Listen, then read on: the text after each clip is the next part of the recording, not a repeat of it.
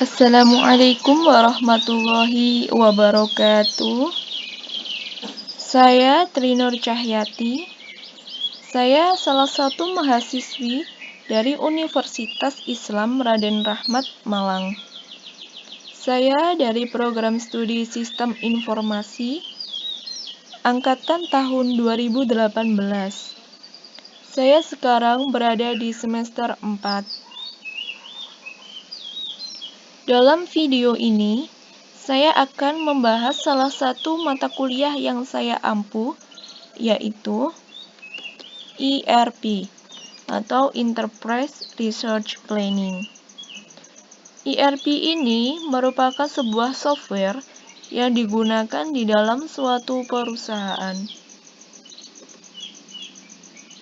Dalam video ini, saya akan melakukan pembahasan mengenai konsep dasar ERP, business function, dan juga business process. Pembahasan pertama yaitu konsep dasar ERP. Syarat terpenting dari sebuah sistem ERP adalah integrasi. Integrasi yang dimaksud di sini adalah menggabungkan berbagai kebutuhan pada satu software dalam satu logical database, sehingga semua departemen dalam suatu perusahaan tersebut lebih mudah untuk menyimpan dan juga mengambil informasi secara real time. ERP mencakup SDM atau sumber daya manusia, pemasaran, produksi, keuangan, dan yang lainnya yang berhubungan di dalam proses bisnis perusahaan tersebut.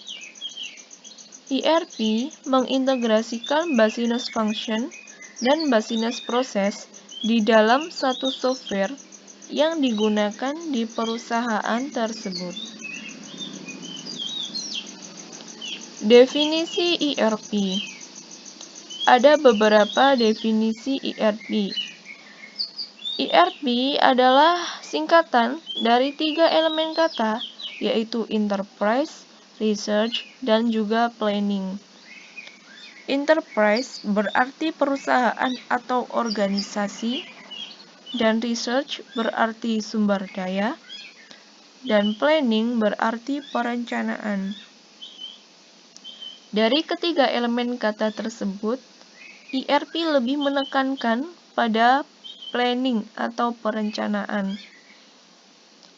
ERP merupakan sebuah sistem informasi perusahaan yang dirancang untuk mengkoordinasikan semua sumber daya, informasi, dan aktivitas yang diperlukan untuk proses bisnis suatu perusahaan.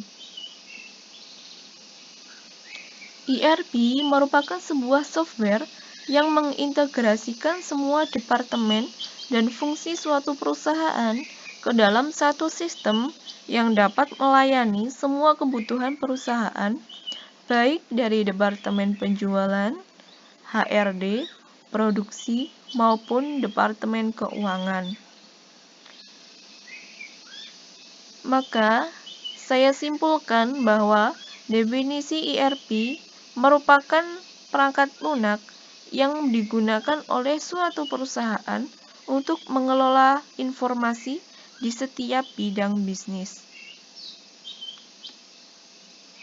Di dalam suatu perusahaan, ERP memiliki beberapa tujuan dan juga peran.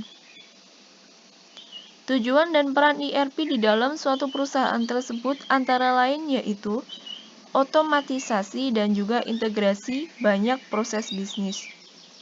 Jadi, ERP di sini berperan untuk mengintegrasikan banyak proses bisnis di dalam perusahaan tersebut agar dengan mudah membagikan informasi secara real time. Selanjutnya, membagi database yang umum dan juga praktek bisnis melalui enterprise. Yang selanjutnya, menghasilkan informasi yang tentunya real time. Dan selanjutnya, memungkinkan perpaduan proses transaksi dan juga kegiatan perencanaan. Pembahasan yang selanjutnya yaitu mengenai business function. Business function merupakan sebuah aktivitas spesifik pada bidang operasi fungsional.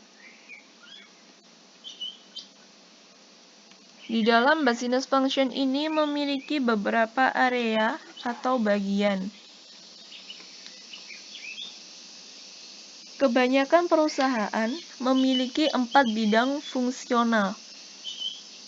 Yang pertama yaitu marketing and sales atau pemasaran dan penjualan. Di dalam marketing and sales ini melakukan suatu kegiatan yaitu memasarkan produk, mengambil order penjualan, dan juga melakukan pelayanan terhadap customer. Yang kedua yaitu supply chain management atau biasa dikenal dengan SCM yang berarti manajemen rantai pasok. Di dalam SCM ini melakukan kegiatan pembelian barang dan bahan baku, menerima barang dan kebutuhan pokok, dan juga mengatur transportasi dan juga logistik. Yang ketiga yaitu accounting and finance atau akuntansi dan keuangan. Kegiatan yang dilakukan di bagian accounting and finance ini adalah melakukan kegiatan yang berhubungan dengan akuntansi keuangan tentunya. Selain itu mengatur biaya alokasi dan juga melakukan kontrol. Dan selanjutnya mengatur mengenai perencanaan dan juga anggaran di dalam perusahaan tersebut. Yang keempat yaitu human research atau sumber daya manusia. Kegiatan yang dilakukan di bidang human research ini adalah melakukan kegiatan merekrut dan juga memperkerjakan, dan selanjutnya melakukan pelatihan terhadap karyawan yang akan bekerja, dan juga melakukan pengaturan uang gaji yang diberikan kepada karyawan.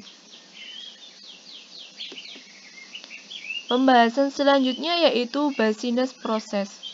Business process merupakan suatu kumpulan aktivitas yang membutuhkan satu atau lebih jenis input dan membuat output yang bernilai bagi customer. Bisnis mengambil input atau sumber daya dan mengubahnya menjadi barang atau jasa untuk pelanggan. Untuk mengelola suatu input dan proses secara efektif, memerlukan informasi yang akurat dan tentunya juga up to date. Di sini saya akan memberikan contoh sederhana proses bisnis. Saya mengambil contoh proses bisnis dari kegiatan order dari customer. Di dalam proses order dari customer ada bagian purchasing, sales marketing, produksi, logistik, dan juga accounting.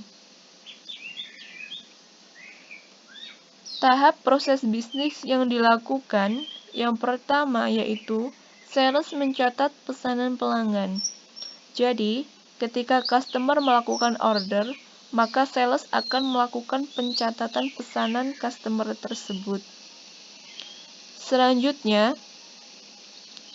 sales akan memberitahukan kepada bagian produksi.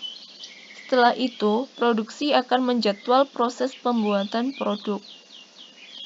Yang selanjutnya, bagian karyawan logistik akan menjadwal dan melakukan pengiriman produk.